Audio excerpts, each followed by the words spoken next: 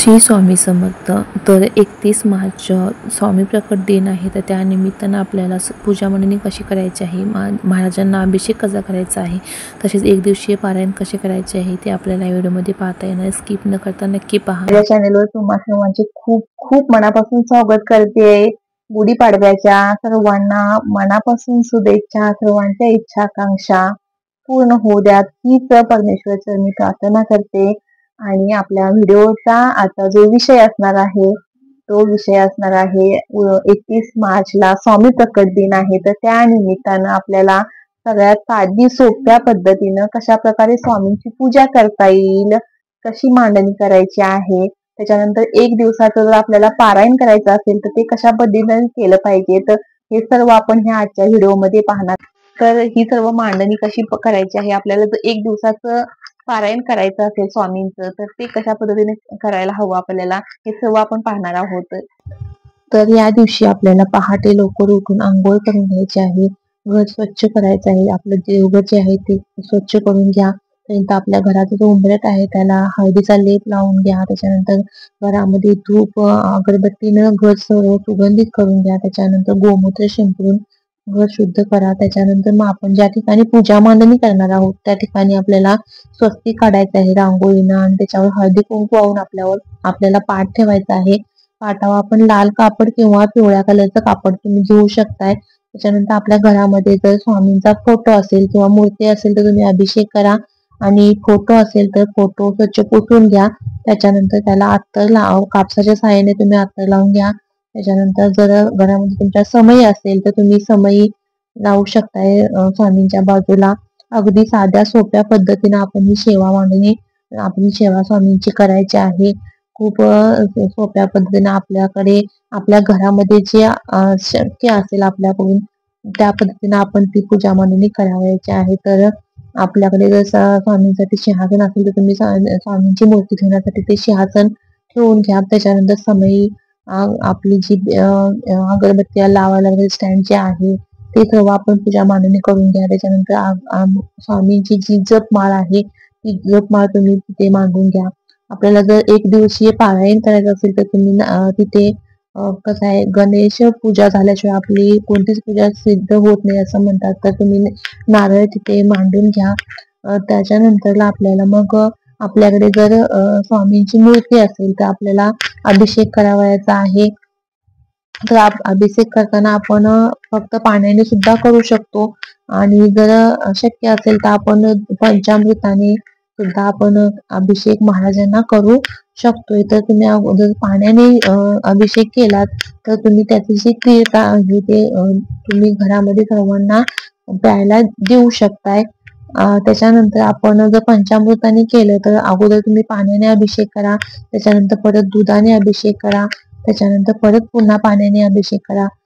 फुलं आपल्याकडे असतील तर फुलं टाकून तुम्ही अभिषेक करा. त्याच्यानंतर पुन्हा पाण्याने आपण अभिषेक करून घ्या. आणि आपण ज्या वेळेला हे महाराजांना अभिषेक करत असतो त्यावेळेला आपल्याला कोणत्या सेवा करायच्या आहेत, तर त्याच्यामध्ये मग तुम्ही अभिषेक करताना स्वामी स्तवन आहे, श्री स्वामी समर्थ जप जे आहे ती एक माळ, त्याच्यानंतर गणपती अथर्व शीर्ष, पुरुष सूक्त, श्री सूक्त, पवमान सूक्त 21 श्लोकी, राम रक्षा 9 ओव्या, त्याच्यानंतर 24 वेळा गायत्री मंत्र तुम्ही म्हणू शकताय. विष्णू सहस्रनाम मंत्र जो आहे तो 11 वेळा तुम्हाला म्हणायचा आहे. ह्या सर्व ज्या सेवा आहेत ह्या अभिषेक करते वेळी आपल्याला करावयाच्या आहेत, आणि ज्या सर्व सेवा आहेत त्या आपण एक वेळेला अभिषेक करताना करावयाच्या आहेत. आपल्याकडे या सर्व सेवा ज्या आहेत त्या आपले जी नित्य सेवेचं पुस्तक आहे त्याच्यामध्ये उपलब्ध आहे. पण जर आपल्याकडे ते नसेल तर आपण युट्यूबला सुद्धा लावून आपण ही स्वामींची जी सेवा आहे ती करू शकतो. त्याच्यानंतरला मग आपल्याला व्यवस्थित मांडणी करून घ्यायची आहे. फुलं वगैरे घालून आपल्याला महाराजांना फुलं अर्पण करायचे आहेत. फोटोला हार असेल तर तुम्ही हार घालू शकताय. त्याच्यानंतरला तुम्ही महाराजांसाठी अष्टगंध किंवा जो आपलं चंदन आहे ते तुम्ही त्यांच्या मस्तकी लावून घ्या. त्याच्यानंतर जवळ समई लावा.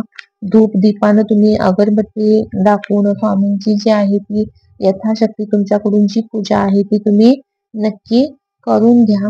त्याच्यानंतरला मग आपल्याला मनोभावे. असं नाहीये की स्वामी म्हणत नाही की तुम्ही मला माझ्यासाठी हेच केलं पाहिजे तेच केलं पाहिजे. जर तुमच्या यथाशक्ती तुमच्याकडून जे शक्य आहे तेवढा तुम्ही तुमच्या पद्धतीनं फक्त ती कशी असायला पाहिजे तर मनोभावे श्रद्धापूर्वक आपण ती पूजा जी आहे ती केली पाहिजे. स्वामींना ती नक्कीच प्राप्त स्वामी नक्कीच मान्य करून घेतात. तर आपल्याला आपल्या पद्धतीनं आपल्याला जे शक्य होईल त्या पद्धतीने आपण ती सेवा स्वामी महाराजांची करावयाची आहे.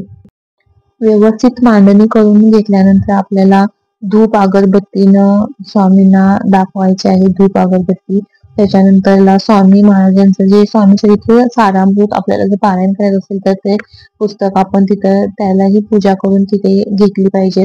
त्याच्यानंतर मग आपल्याला स्वामींना आवडतं जे आपलं त्यांचं नैवेद्य आहे ते खडीसाखर, तुम्ही खडीसाखर ठेवून द्या. त्याच्यानंतर पिण्यासाठी पाणी ठेवून द्या स्वामींच्या समोर. त्याच्यानंतरला तुम्ही कोणताही नैवेद्य दाखवताना स्वामींना पुरणपोळीचा जो नैवेद्य आहे तो अत्यंत प्रिय आहे. तर तुम्ही पुरणपोळीचा सुद्धा नैवेद्य स्वामींना दाखवू शकताय. पण कोणताही नैवेद्य दाखवत असताना तुम्हाला तुळशीचं पान त्याच्यामध्ये टाकायचं आहे. त्याच्याशिवाय तो नैवेद्य जो आहे तो स्वामींना मान्य होणार नाहीये. तर त्याच्यासाठी तुम्ही तुळशीचं पान प्रत्येक नैवेद्यामध्ये घालणं गरजेचं आहे. त्याच्यानंतर मग काय करायचं आहे आपल्याला दिवसभर स्वामींचे जे नामस्मरण आहे ते आपल्याला दिवसभर अखंड चालू ठेवायचं आहे.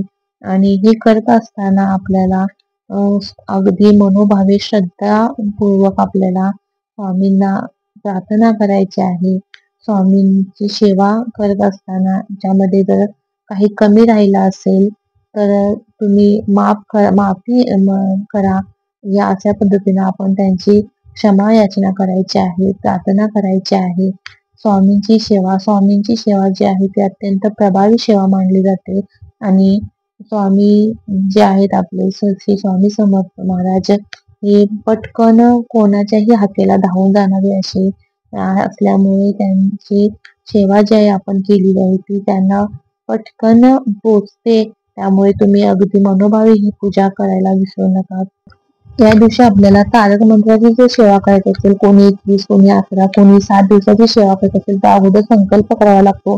पण आपल्याला जर ह्याच दिवशी करायचं असेल तर संकल्प करायची काही गरज नाहीये.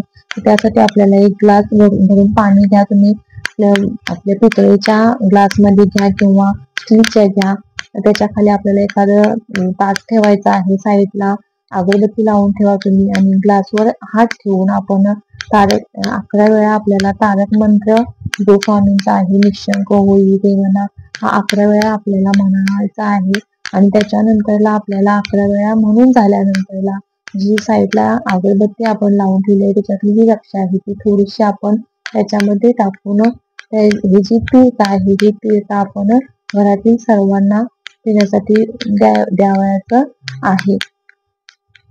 या दिवशी जर कोणाला स्वामी समर्थांचं एक दिवशी पारायण करायचं असेल तर जर स्वामी समर्थ तारामृताची जी पोथी आहे ती वाचन आज आपण या दिवशी करावयाचं आहे. स्वामी सर्वांच्या मनोकामना नक्की पूर्ण करतात. श्री स्वामी समर्थ.